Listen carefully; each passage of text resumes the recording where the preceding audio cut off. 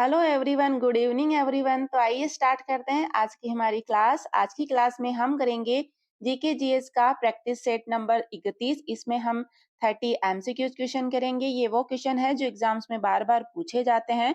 ये सभी परीक्षाओं के लिए इम्पोर्टेंट है। तो आइए स्टार्ट करते हैं।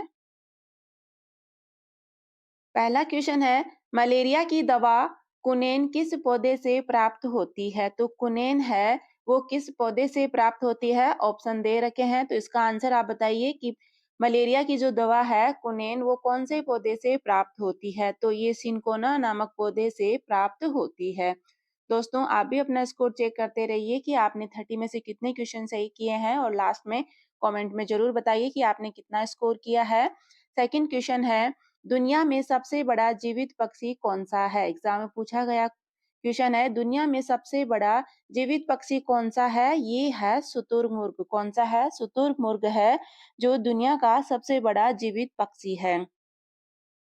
दोस्तों, ऐसे ही क्वेश्चन एग्जाम्स में पूछे जाते हैं।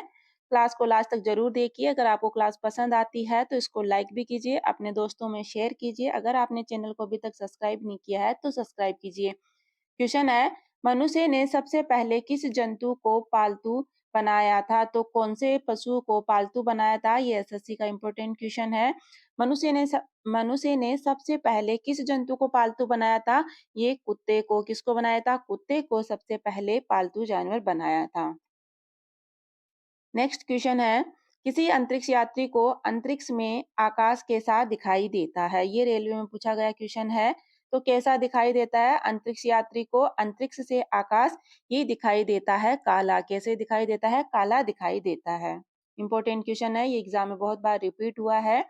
नेक्स्ट क्वेश्चन है, एटीएम का पूर्ण रूप क्या है? तो इसका आंसर आप जल्दी से कमेंट करके बताइए कि एटीएम का पूर्ण रूप क्या है। आप भी अपना आंसर कमेंट करके बताते जाइए, अपना आंसर लिखते जाइए।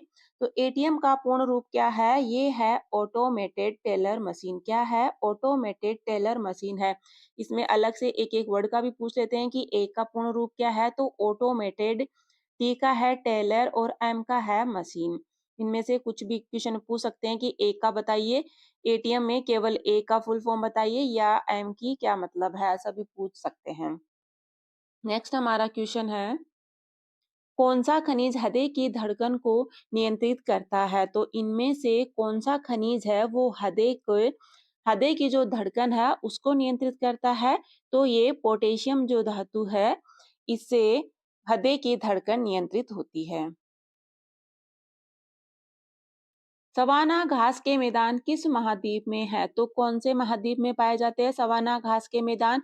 इसका आंसर आप बताइए। ये क्वेश्चन मैंने करवाया है शॉर्ट रील में। तो सवाना घास के मैदान है वो अफ्रीका महाद्वीप में पाए जाते हैं। नेक्स्ट क्वेश्चन है, इंपॉर्टेंट क्वेश्चन है, किस संविधान संशोधन द्वारा पंचायती राज व्यवस्था लागू की गई थी? दोस्तों, हम जल्दी ही पॉलिटी की क्लासेस स्टार्ट करेंगे, तो आप हमारे चैनल से जरूर जुड़िए। अब हम पॉलिटी की टॉपिक वाइज क्लासे लाएंगे। हमने हिस्ट्री की सारी क्लासे अपलोड कर दी है। नेक्स्ट हमारा जो चैप्टर होगा वो पॉलिटी की क्लासे होगी, और हम उसको टॉपिक वाइज कवर करवाएंगे आपको। और शाम को हम रोज प्रैक्टिस क्लास भी अपलोड करते हैं, आप उसको भी जरूर देखिए। रोज शाम को 6 बजे हम अपलोड करते हैं। किस संविधान संशोधन द्वारा पंचायती राज व्यवस्था लागू की गई थी? तो किसके द्वारा लागू की गई थी? ये की गई थी 73वें संविधान संशोधन के द्वारा पंचायती राज व्यवस्था को लागू किया गया था। और 71वां भी इम्पोर्टेंट है। इसमें क्या हुआ था? इसमें 71वें संविधान संशोधन में 8वीं अनुसूची में संशोधित करते हुए कौन कौन सी भाषाएं जोड़ी गई थी? इसमें जोड़ी गई थी कोंकणी, मणिपुरी और नेपाली। 3 भाषा इसमें जोड़ी गई थी। ये इंपॉर्टेंट है, एग्जाम में पूछा गया क्वेश्चन है। तो कौन सी में? 8वीं अनुसूची में इनको शामिल किया गया है। कौन से संविधान द्वारा? 71वें संविधान संशोधन द्वारा। इसको आप ट्रिक से भी याद कर सकते हो, नमक से। क्या है? नेपाली है, मणिपुरी है और कोंकणी है। कौन से संविधान संशोधन द्वारा? 71वें संविधान संशोधन द्वारा 8वीं अनुसूची में संशोधन करते हुए 3 भाषाएं जोड़ी गई थी, नेपाली, मणिपुरी और कोंकणी। नेक्स्ट क्वेश्चन करते हैं,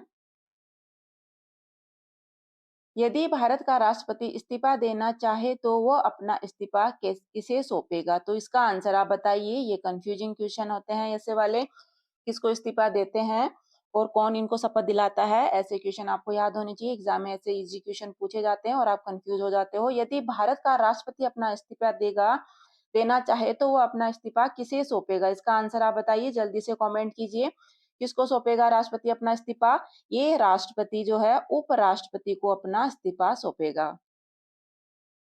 नेक्स्ट है, उत्तर प्रदेश में लोकसभा की सीटें कितनी है? ये क्वेश्चन एसएससी में बहुत बार पूछे गए हैं। लोकसभा सीटों से क्वेश्चन पूछे जाते हैं।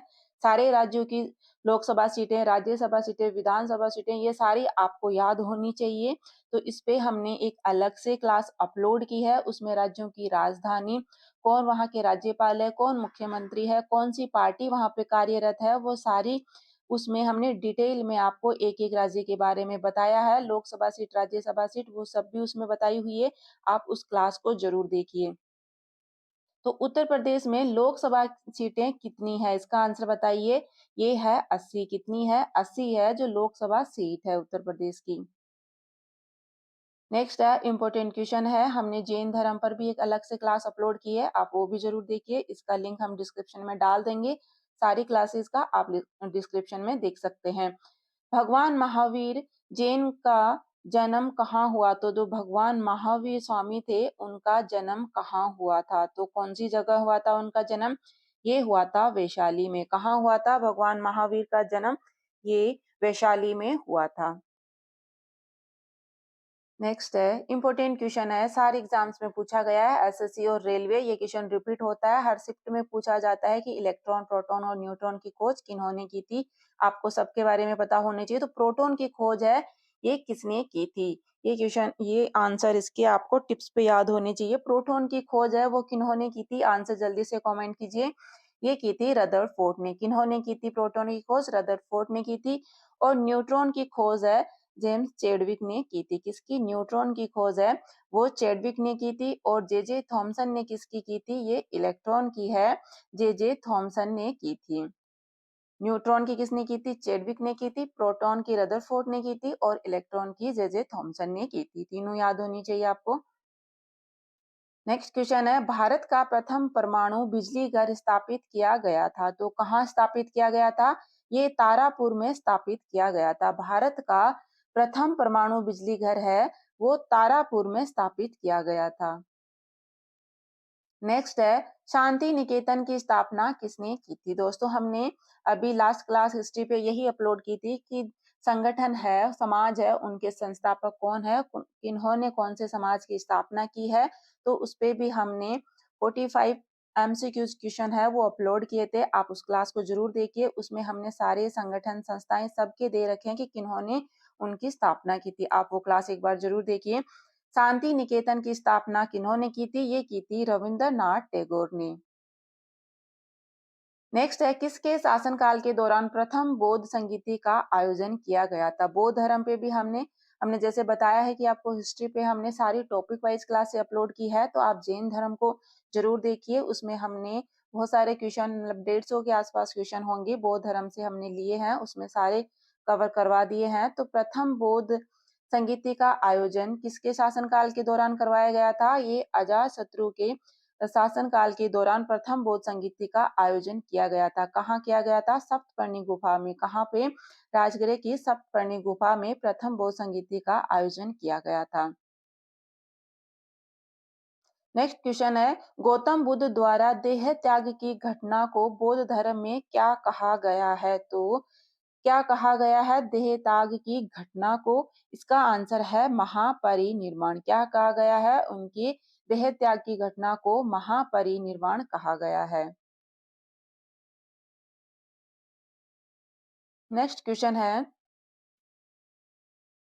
अर्थशास्त्र के क्षेत्र में पहला नोबेल पुरस्कार किस वर्ष दिया गया था? तो किस वर्ष दिया गया था अर्थशास्त्र के क्षेत्र में पहला नोबेल पुरस्कार?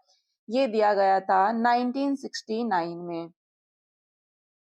नेक्स्ट क्वेश्चन है, भारतीय संविधान में वर्णित मौलिक कर्तव्य किस देश के संविधान से लिया गया है? तो किस देश के संविधान से लिया गया है? ये संयुक्त राज्य अमेरिका के संविधान से लिया गया है। नेक्स्ट क्वेश्चन है, सिकंदर ने भारत पर कब आक्रमण किया था? तो इसका आंसर बताइए। ये एग्जाम में पूछा गया क्वेश्चन है। सिकंदर ने भारत पर कब आक्रमण किया था? ये किया था 326 ईसा पूर्व में। नेक्स्ट है, संविधान की किस धारा के अंतर्गत राज्यपाल किसी राज्य में राष्ट्रपति शासन लगाने की सिफारिश करता है? तो राष्ट्रपति शासन है। राष्ट्रपति शासन से संबंधित कौन सा अनुच्छेद है? तो ये है धारा 356। कौन सा है? 356। आर्टिकल 356 है, वो राष्ट्रपति शासन से संबंधित है।